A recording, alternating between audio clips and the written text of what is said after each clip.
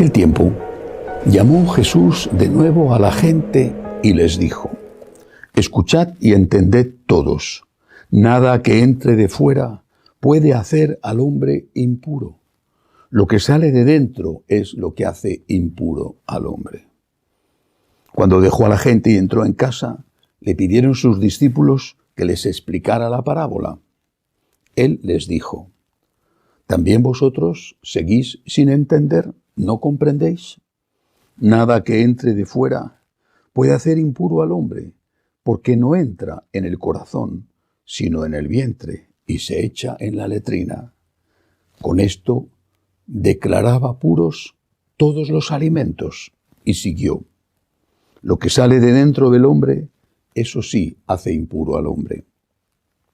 Porque de dentro del corazón del hombre salen los pensamientos perversos, las fornicaciones, robos, homicidios, adulterios, codicias, malicias, fraudes, desenfreno, envidia, difamación, orgullo, frivolidad. Todas esas maldades salen de dentro y hacen al hombre impuro. Palabra del Señor. Debió de ser muy difícil para los apóstoles y para los primeros cristianos aceptar que no había alimentos impuros. Esto para nosotros es normal, pero somos cristianos de 2000 años de historia.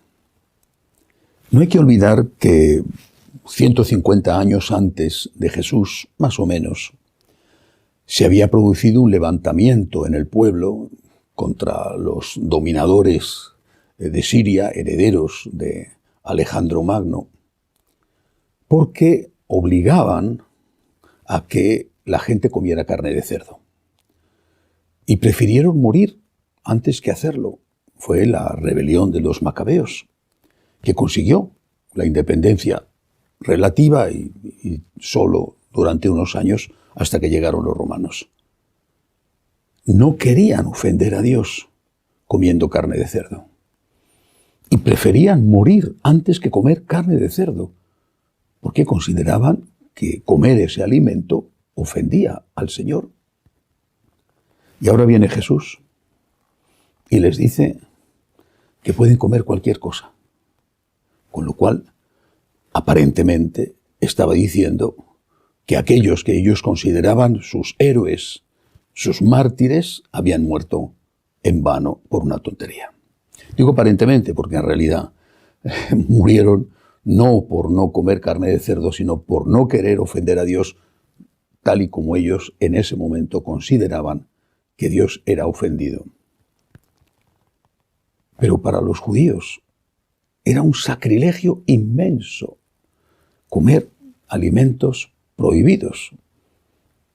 Jesús libera al hombre de esta prohibición. Puede hacerlo, porque Él es el legislador.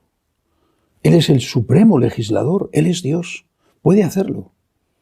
Reiteradamente, sobre muchos temas, decía: habéis oído que se os dijo, pero yo os digo. Esto fue una liberación, ciertamente, y facilitó enormemente la evangelización. Pero no hay que creer, no hay que pensar que los mandatos de Jesús eran más suaves que los mandatos de los judíos. Es verdad que podemos comer carne de cerdo y otros alimentos, es cierto. Pero el Señor exige más. Por ejemplo, prohíbe el divorcio. Y además prohíbe los malos pensamientos. No solamente no hacer el mal, sino ni siquiera planear hacer el mal.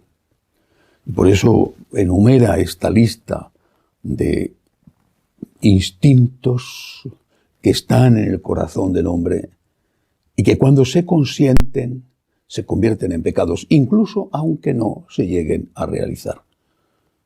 Tú estás planeando, pensando, organizando hacer daño a una persona, ya entonces estás pecando. Por eso siempre la moral católica ha sido la más exigente, la más elevada, porque te exige la perfección, que es la medida de Dios, y te la exige porque te da la gracia y la fuerza para cumplirla. Te la exige a la vez que te da la misericordia si no la cumples, pero te la exige. Te pone el listón bien alto. El Señor quiere que seamos santos y no quiere que caigamos ni siquiera en el pecado de los malos pensamientos, porque es de ahí, de los malos pensamientos, de donde se derivan después las malas acciones. Que así sea.